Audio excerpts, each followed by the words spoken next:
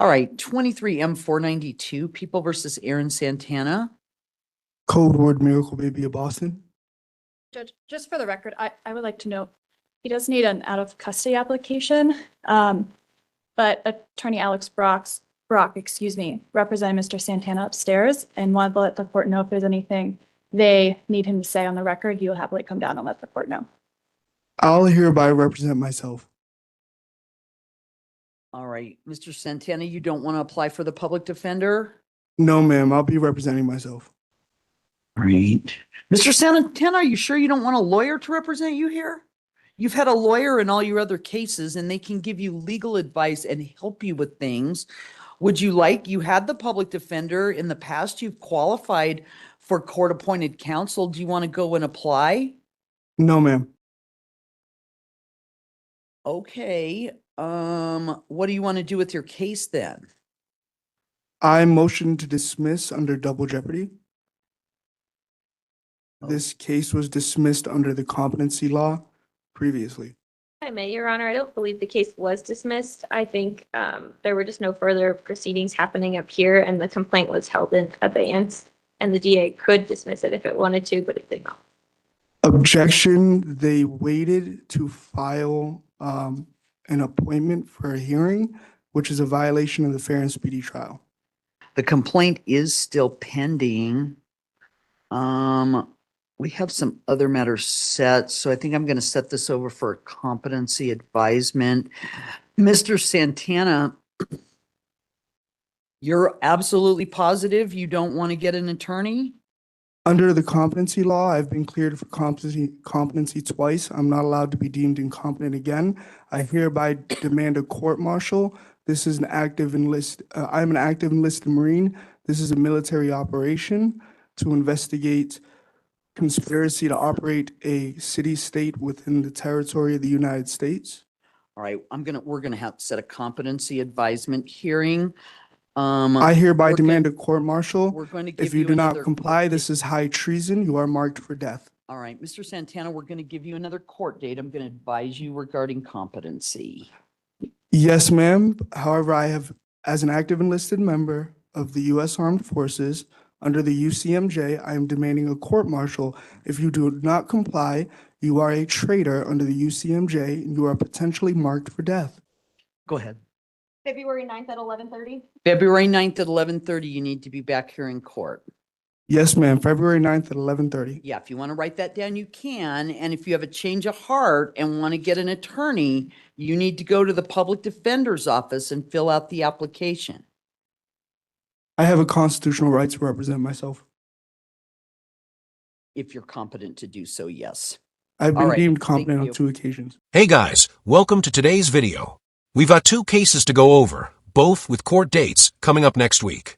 First, we'll look at a self-proclaimed active duty Marine who escalates things by threatening a judge with charges of high treason and even goes as far as marking her for death. Definitely one of those you can't make this up moments. Then we'll move on to a sovereign citizen case where the defense attorney actually steps away from representing her client because she says she can no longer ethically continue while he insists on using completely outrageous legal arguments as his defense. Let's get into it. 25T435. Mr. Smith appears in person with Ms. Hamilton. We do have Mr. Clark here for the people. Good afternoon. And how are we proceeding? Your Honor, this has been an ongoing discussion of my conflict in representing the defense that Mr. Smith wants to present. I know we've had this discussion a few times. I think at this point, if he's not hiring a private attorney, I would ask that he consider representing himself going forward if he's going to present the right to travel defense. Mr. Smith, how would you like to proceed in this case? You certainly have a right to have an attorney. As we've discussed before, attorneys are bound by their ethical obligations to the court and to the Bar Association and can't do certain things, including file motions that are frivolous, vexatious, etc. What I'm hearing is that Ms. Hamilton is in somewhat of that position in relation to your case. So Knowing that you have a right to have an attorney, the right is not absolute in terms of requiring an attorney to be a mouthpiece, if you will. So how are you wanting to proceed? Well, Your Honor, due to my financial hardship status, I'm unable to afford really any attorneys at all. I mean, I've tried to look into it, and the most I can get is legal advice, and it's hard to gather a mutual understanding as far as rights and the Constitution goes. And I'm not trying to blame anyone for that or anything. It's just the way things are. When I don't have the legal counsel to properly educate and advocate me in the rights and the logistics of the legal structure, I'm kind of a deer in headlights. I mean, I don't know the proper procedures or my options or any of that kind of thing. So with that said, I guess, I mean, I'm unable to afford an attorney, and I can't really find anyone that would step up and represent me for free. So I'm not sure how to proceed, honestly. Yeah, it really isn't a smart move to accuse a judge of high treason, and it's even worse to go as far as marking her for death. Just to be clear, the UCMJ doesn't apply to judges or civilians in situations like this, except under very specific circumstances that clearly don't fit here. This is definitely one I'll be keeping an eye on as it develops. But with that said, let's move on to the next hearing. So you have an attorney who is willing to represent you for free. However, what I'm hearing is that what you are asking her to do, she believes would be unethical on her part. So if you persist in requesting that of her, asking her to do something that she thinks would be in violation of the oath that she took, that puts her in a position where she's going to have to move to withdraw from your case. I understand. If that happens, you're not guaranteed to have another attorney be appointed to represent you. You certainly maintain the right to have an attorney, but not to have unlimited attorneys at no cost. One of the factors that the court needs to consider, if we were to get to that point, I'm not necessarily at that point at this moment.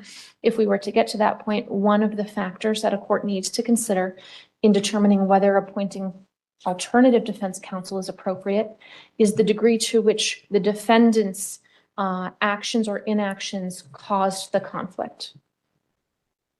What I'm hearing is that that might be at play. I'm not moving into a full burger root hearing, which is the type of hearing where we clear the courtroom and attorney-client privileged information may be divulged. We're not having that hearing. But I want to remind you that the ethical obligations that Ms. Hamilton has are the same ethical obligations that all attorneys have. So if Ms. Hamilton is experiencing an ethical situation with what you're asking her to do, it is likely, can't guarantee it, but it is likely that other attorneys will have that same conflict. I understand. So knowing that, what do you want to do in your case? You don't have to have an attorney, although you have a right to. If not, then you're going to be advocating for yourself and you're going to be held to the same legal standards as a licensed attorney. So depending upon what happens with motions practice or motions hearings, you may or may not be able to do the things that you are asking your attorney to do.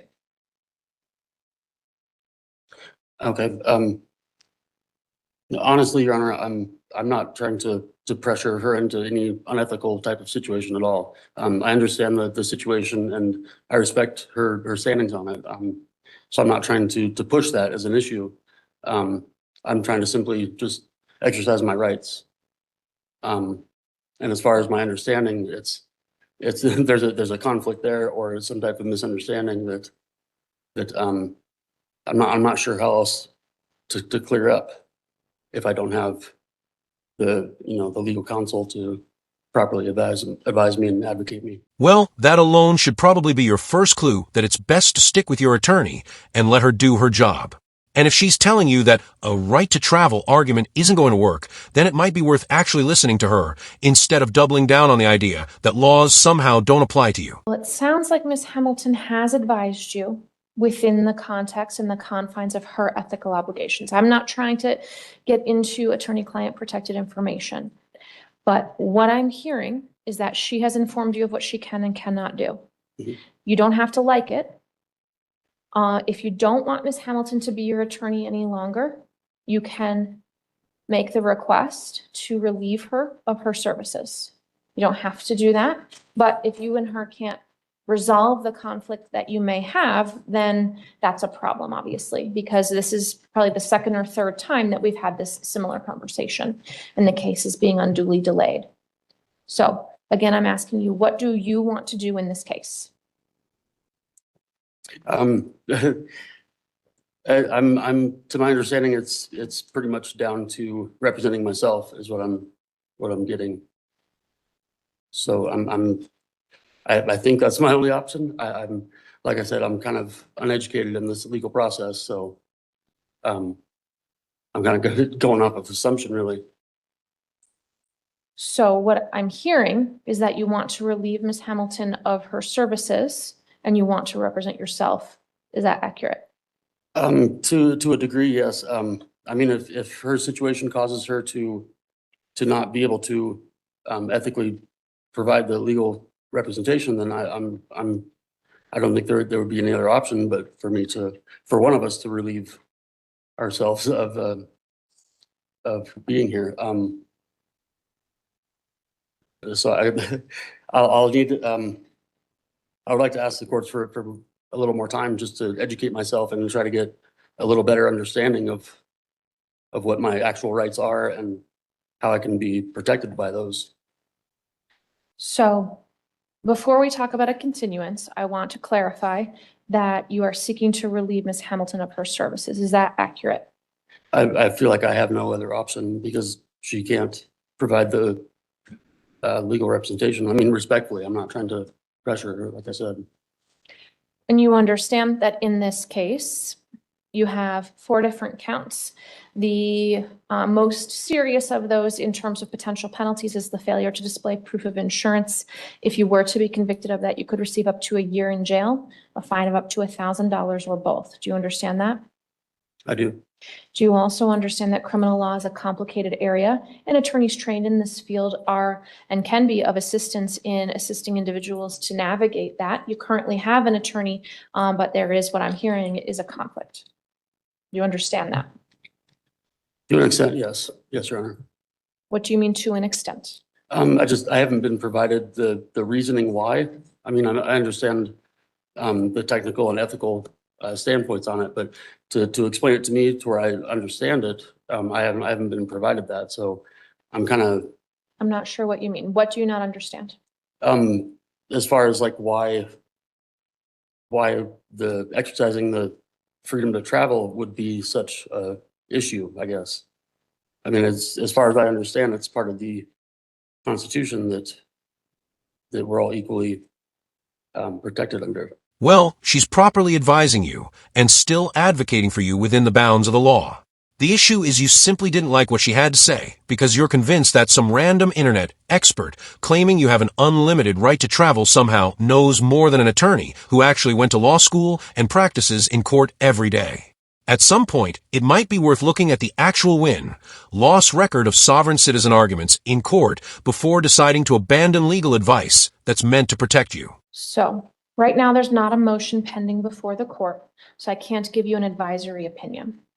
What I can say, generally speaking, is that the right to travel is not absolute. The manner and mechanism in which individuals travel is regulated by the state, and individuals using the public highways, for example, public roadways, et cetera, are bound by the state in relation to that. Now, when we're talking about freedom to travel generally, there is freedom of movement.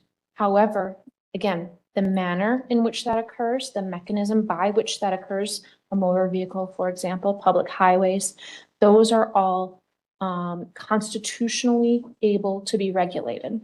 And so individuals using the public highways and public roadways must comply with those rules and regulations, the statutes.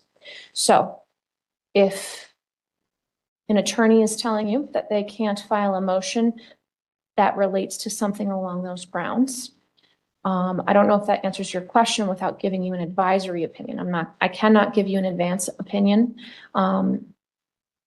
Do you have any other questions? No, Your Honor, I don't, not at this time. All right, so do you understand the top charge against you, that maximum potential penalty of up to a year in jail, a fine of up to $1,000? You have 3 other counts with lesser potential penalties. Do you understand that? Yes, Your Honor. And again, do you understand that you currently have an attorney who is authorized to give you legal advice? I cannot give you legal advice. And this is a complicated area. If you are representing yourself, then you'll be held to the same standard as a licensed attorney. Do you understand that? Not completely, What but don't you understand about being held to that standard? the logistics behind that, as far as, That's not the same thing. I cannot be your legal instructor. I cannot be a law professor. Do you understand that if you represent yourself, the standard is the same? Whether or not you know how to do it is a different issue. yes, I understand, Your Honor. Do you understand that having an attorney trained in this field, which you currently have, is of great benefit to someone in this situation? Yes, Do you Yeah. also understand that attorneys cannot behave in a manner in which it is unethical to file frivolous motions that they know to be contrary to law? Do you understand that? yes, Your Honor. And do you understand that you cannot force an attorney to file a motion that they believe to be contrary to law? Yes, Your Honor. They could lose their law license. That's not my intention. So in seeking to relieve Ms. Hamilton of her services, do you understand that you have a right to represent yourself? And but in so doing, you run the risk of not properly presenting a defense or having a defense that you wish to have be presented. You run the risk of having that be denied as being unlawful. Do you understand that? Yes, Your Honor. And do you have any legal training, or how far have you gone in school? For legal aspects, I have nothing, Your Honor. We're all equally protected under the law in terms of rights like access to legal counsel, the option of self-representation, and general due process. But that doesn't mean those rights stretch to whatever interpretation someone wants to attach to them, especially when it comes to ideas like a broad right to travel being used to override licensing laws or court authority. And regardless of personal beliefs or theories, everyone is still held accountable under the same legal system. The consequences don't disappear just because someone disagrees with how the law applies to them. In the end, the courtroom is where those arguments are tested, not internet forums or personal interpretations. All right. Are you under the influence of any drugs, alcohol, intoxicants, or prescriptions that may affect your judgment? No, Your Honor. Do you understand the rights that you have? To an extent, yes. To a personal understanding, I feel like that doesn't really match with the other understandings of the same Constitution.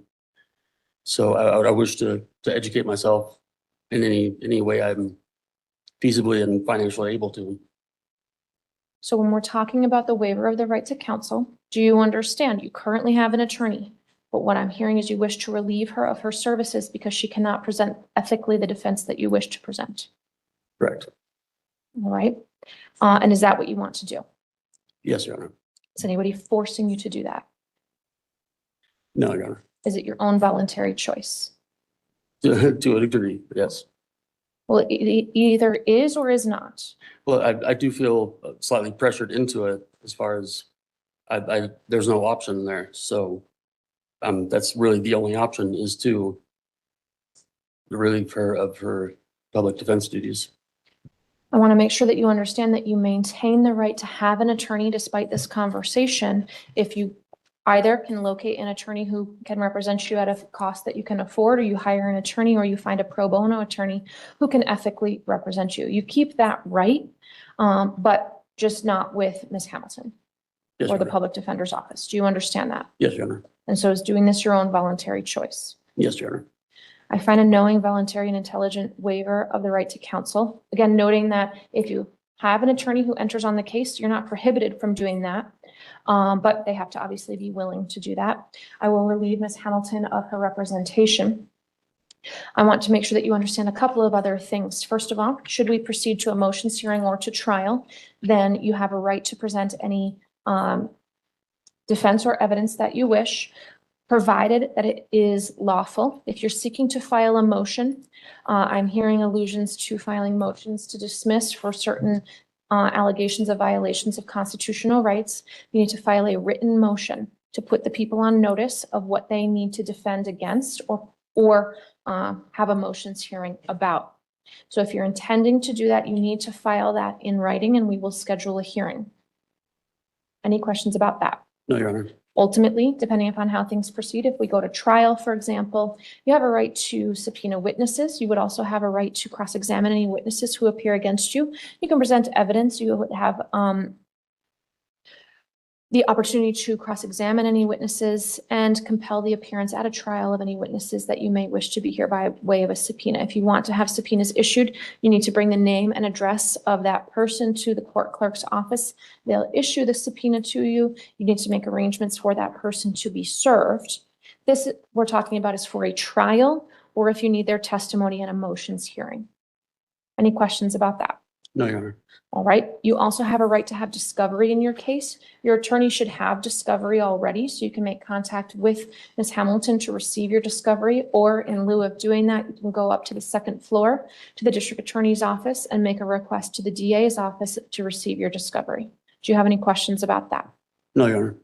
All right. How would you like to proceed in your case? I think I'll go with the filing a written motion. No, that approach is going to end in a loss in court. All right, guys, that's the end of today's video. I just wanted to give you a heads up about what's coming in the next week or so. Our next video will feature a dangerous sovereign citizen, Karen, who is likely going to be put away for a very long time, so definitely stay tuned for that one. If you enjoyed the video, hit the like button, and if you didn't, hit the dislike. Either way, feel free to leave a comment below and subscribe with notifications on so you don't miss any of my upcoming content.